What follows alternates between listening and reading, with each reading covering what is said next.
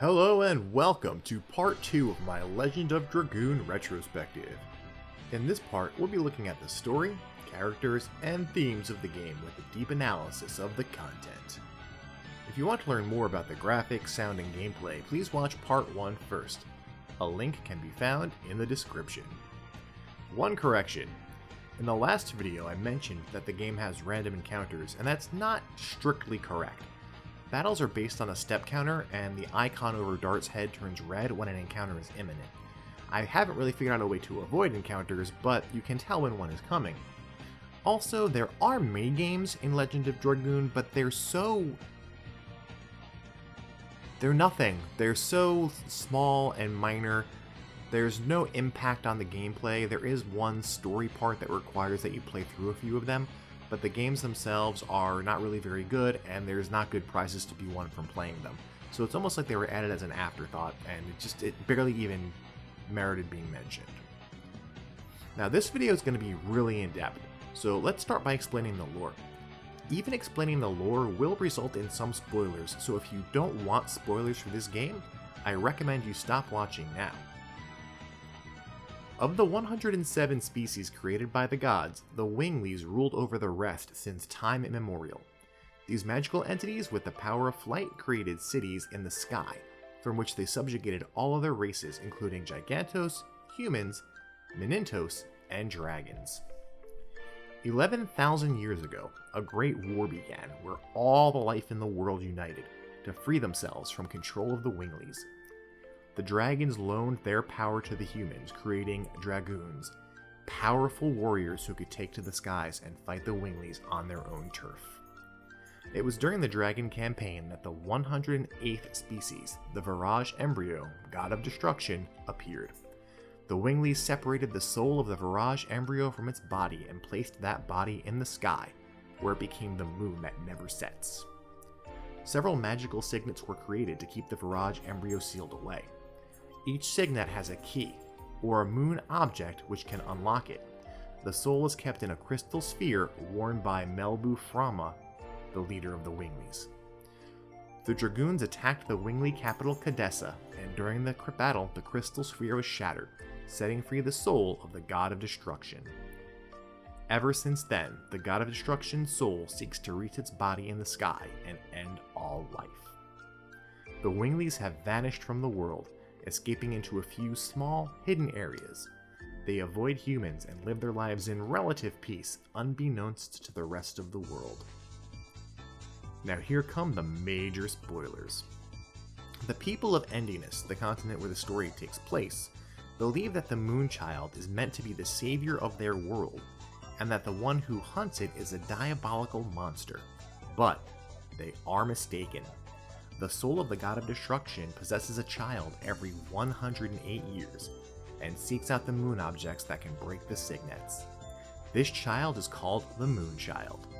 For 11,000 years, each time the Moonchild is born, the black monster appears to slay the Moonchild and prevent the end of the world. It is very important to understand that much of this lore is steeped in mystery at the beginning of the story. The playable characters are completely unaware that the Virage Embryo even exists. They don't really know what the moon that never sets is, nor the true nature of the Moonchild or the Black Monster.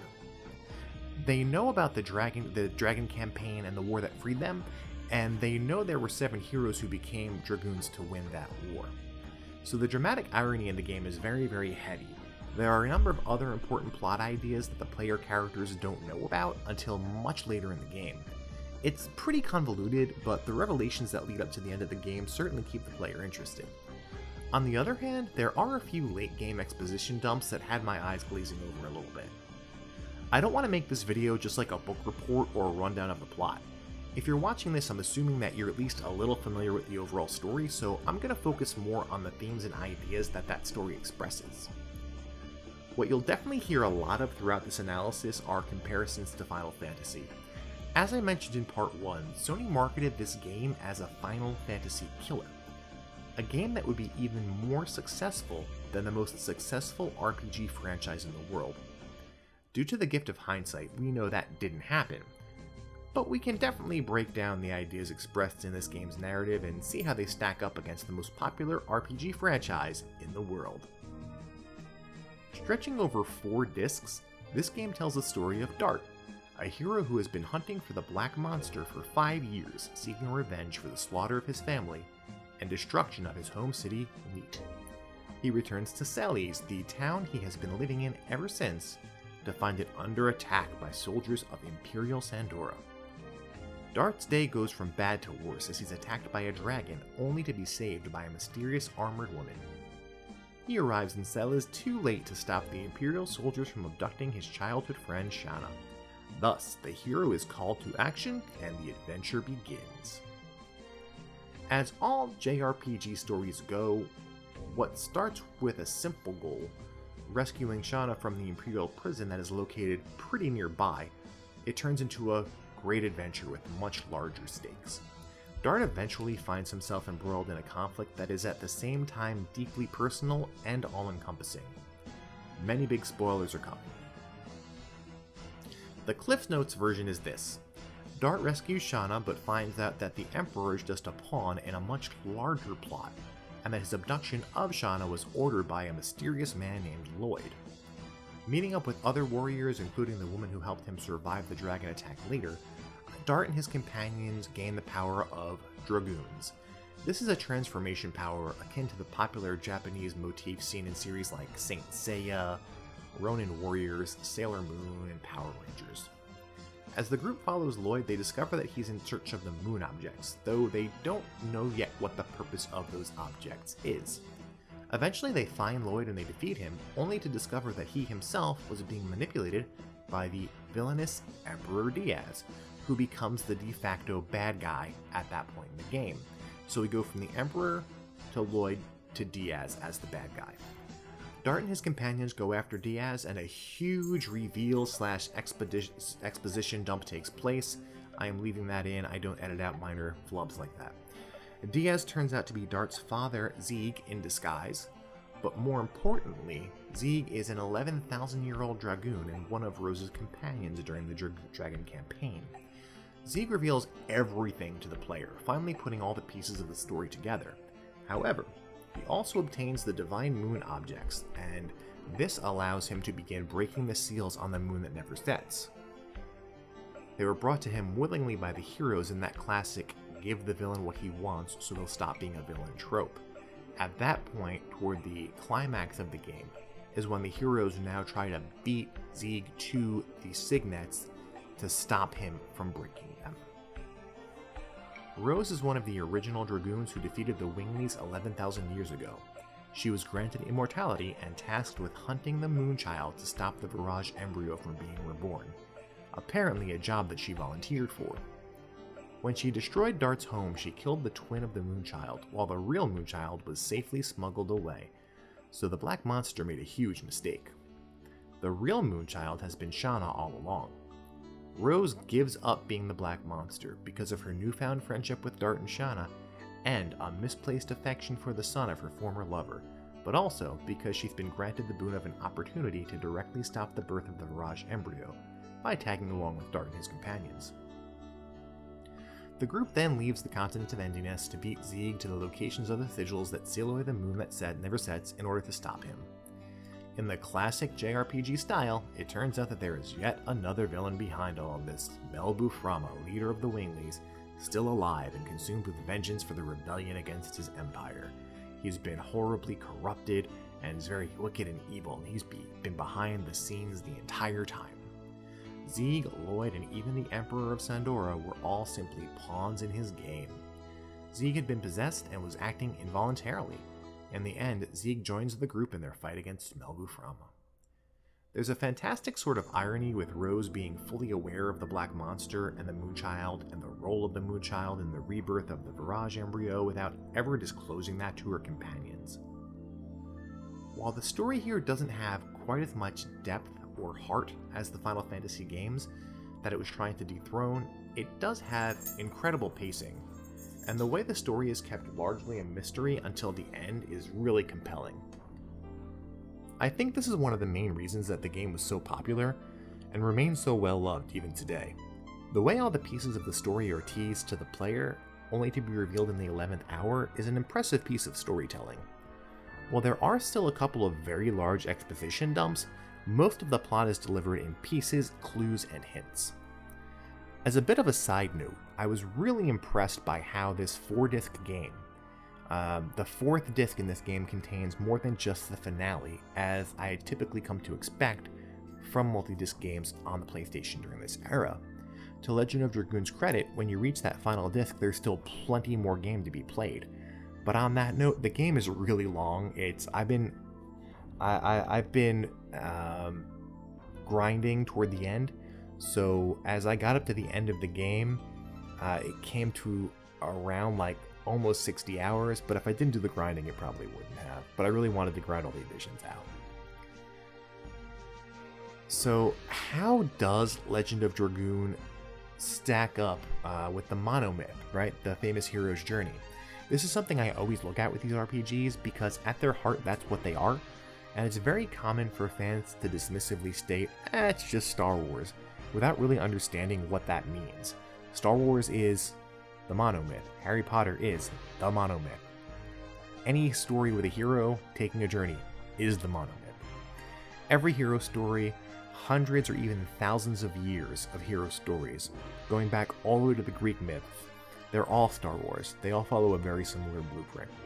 So let's take a look at Dart and we'll see if he ticks all those boxes.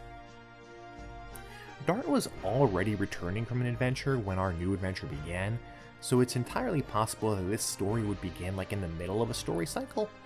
But since the story that we're being told starts with the attack on Seelis, we're going to have to focus on it from there.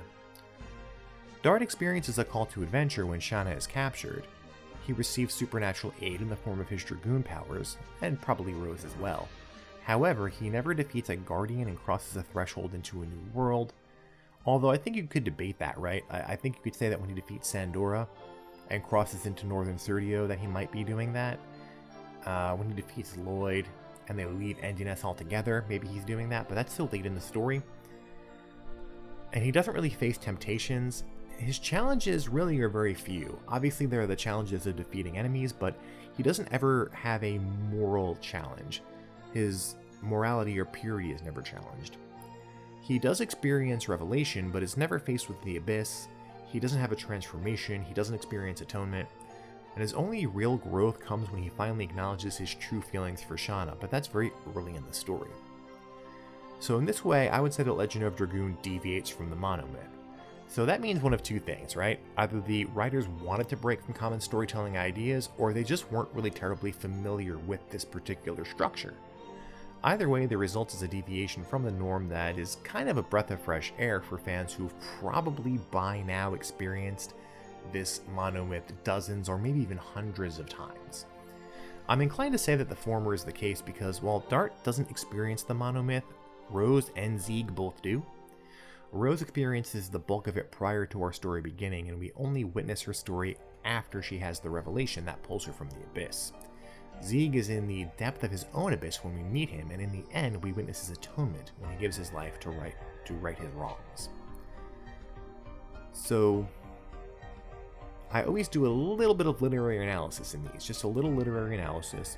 If that's something you want to hear more of, it's something I would love to expand, but I want to know there's going to be an audience for that. As it is, this is a small channel. I barely have an audience already. So if people in the comments say, hey, I want to hear more literary analysis and there's enough of a demand for it, I'll do it. For this game, I don't feel like it's really necessary to dive deep into each character, because the bulk of the narrative really is up to Dart, Rose, and Zieg. If we take a quick look at each character's arc, we can see that they do experience some personal growth, even if it's handled with subtlety due to the magnitude of the overarching narrative. You don't really get a lot of exposition and backstory for most of the characters until the very end of the game, unfortunately. And it's handled in a very formulaic way. At the end of the game, each character kind of goes through his own personal purgatory. When Dart first meets the soldier Lavitz in the prison, they become fast friends, bonding over their mutual strong sense of duty. Lavitz is the picture of the noble knight. He's a soldier sworn to defend his country, and he gives his life in that service.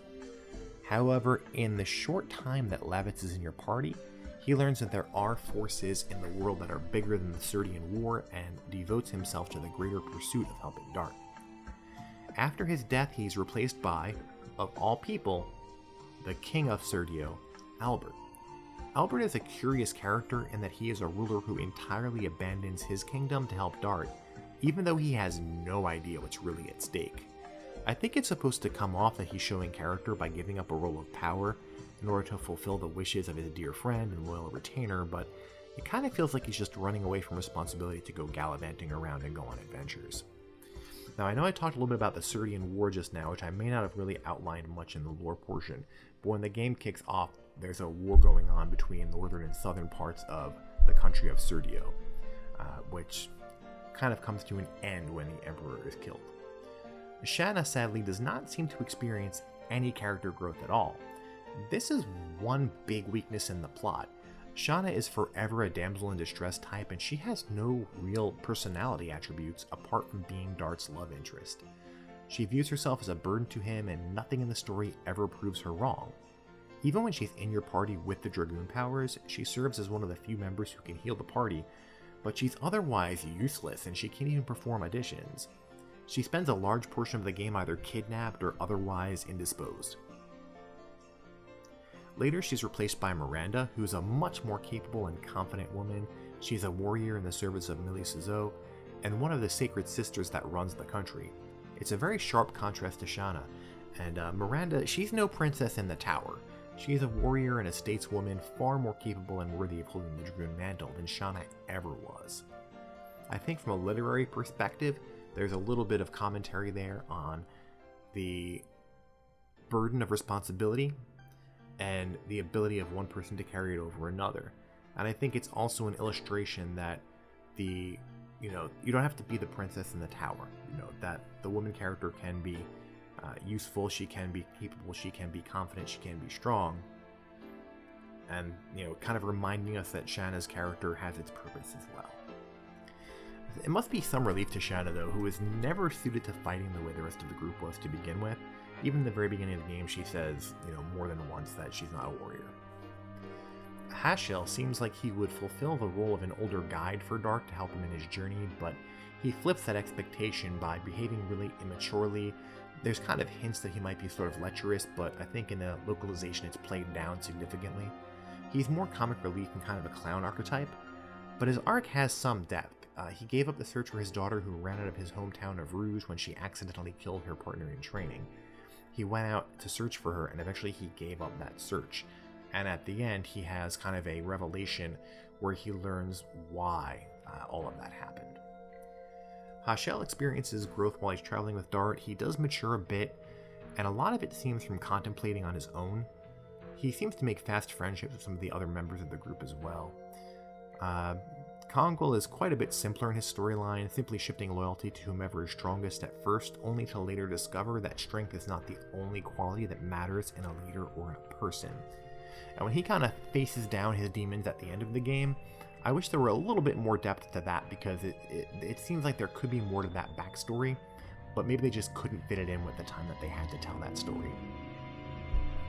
The most important members of the supporting cast, they teach us important lessons about redemption and forgiveness, with even Lloyd being forgiven for his misdeeds, and when it's revealed that he believed that he was doing was right. He didn't know what Diaz was up to and thought he was helping his people. Lloyd's a wingly. In the end, he becomes an ally to Dart and his friends, as does Zieg. Even Rose, the black monster who killed Dart's mother, is forgiven. Overall, Dart's capacity for forgiveness is admirable. It's a really important theme in the story, and Rose's redemption arc is critical to her character arc as well. Now, I didn't talk much about Meru here, and that's because Meru is kind of an inconsequential character. She sort of takes up the role of the token cute girl, but she's a wingly, so she kind of brings our group into that world. And there's a little bit of a passing of the threshold situation there, where we go into the magical world where the winglies live. Again, it's another part of the story that I think could have been fleshed out more, and it feels a lot like Meru is just there to build a bridge between the player characters and the winglies. She doesn't really serve much more function than that. Altogether, she's not that important or interesting a character. But overall, let's look at what Legend of Dragoon is trying to say. I think more than anything else, it's a story about how bad actions can have good intentions. Even the villains, with the exception of Melbu Frama, are eventually redeemable. Even Melbu himself, when you think about it, even though he's poised as this evil person, all the time he was only trying to do what he really believed and felt was right. I think it also tells us that forgiveness and mercy are heroic qualities, which our hero Dart possesses in excess. It tells us that duty is important, but such rigidity may prevent us from doing what is truly right or virtuous. I think Lavitz teaches us that. Most importantly of all, I think it tells us that things aren't always what they seem, and it cautions us against defying our own hearts for an idea or an institution. Lloyd, Rose, and Zieg all learn this lesson the hard way. A more obvious and apparent theme would be that of racism. The Winglies declared themselves the superior race, and they subjugated all other races, treated everyone else as inferior, lorded over them, and in the end, they lost everything to rebellion. And the message is simple: not only is no one race or group of people superior, but also if you treat those people who have a lower social standing than yourself poorly, you're taking a big risk of losing everything. People who are being oppressed in any society, in any culture, throughout history have always revolted. And that never seems to work out well for the folks on top. The French Revolution, they started hacking off heads. The American Revolution, they kicked the British out of the colonies. It never ends well. I really hope you've enjoyed this analysis. There's a lot of meat on the bone here, and I think we could go deeper, but I try to keep these videos relatively short. I don't like to go over 20 minutes, and I'm already over 20 minutes. So how does Legend of Dragoon stack up to Final Fantasy, right? I mean, that's the question we really have to ask, because after all, Sony's whole marketing campaign was, this is the game that's going to kill Final Fantasy, which I know, I don't think they ever planned on doing that, but they wanted to outsell them. They wanted to have a better franchise, right?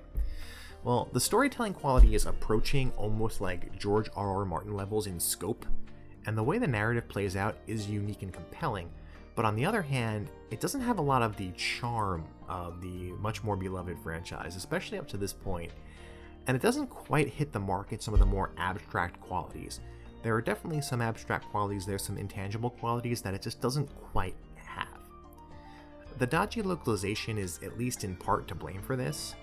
Localization of Japanese games was still kind of an afterthought at this point. Some of the character names and localizations feel a little bit lazy and dialed in, or maybe they're just not that clever. There's something kind of silly about a mysterious warrior named Lloyd, for example, and Dart as the hero's name, and it's not like that's even telling us anything about him. He doesn't have any Dart-like qualities, you know what I mean? Rose, I wouldn't call Rose a name like Rose. I mean, she's pretty but has thorns, I guess, but it's so shallow and it's not really her. It's not who the character is. And I think that's not the only instance of that. I think there's a lot of bizarre name choices. Endiness is the name of the continent, I think was really weird. I'm not really sure what the whole point or idea behind that was supposed to be. Endiness and Winglies, just not very imaginative names for things. Like, oh, they have wings, they're Winglies. It's a little bit lame. So with respect to the gameplay though, they really did something cool and unique here. It added several dimensions to the typical boring and rather tedious random battle system of its day, and it's one of the few JRPGs along with Xenogears and Magaya to take a feeling of fatigue and boredom out of its more mindless tasks. The focus on learning the techniques is a welcome change from just selecting the attack command, and I think that's where it really shines in that mini rhythm game of performing additions. So thank you again for watching. This is still a very small YouTube channel, so I'd like to thank you for your support. If you want to really help out, please like this video, please leave a comment. That'll help it come up higher in search results and get recommended by the algorithm more, which I really need if I'm ever going to get these videos out there. I'll also really appreciate it if you could do me a favor and subscribe. I'll be doing more RPG retrospective videos like this every month with shorter reviews of classic games weekly. And until next time, thank you once again, and game over.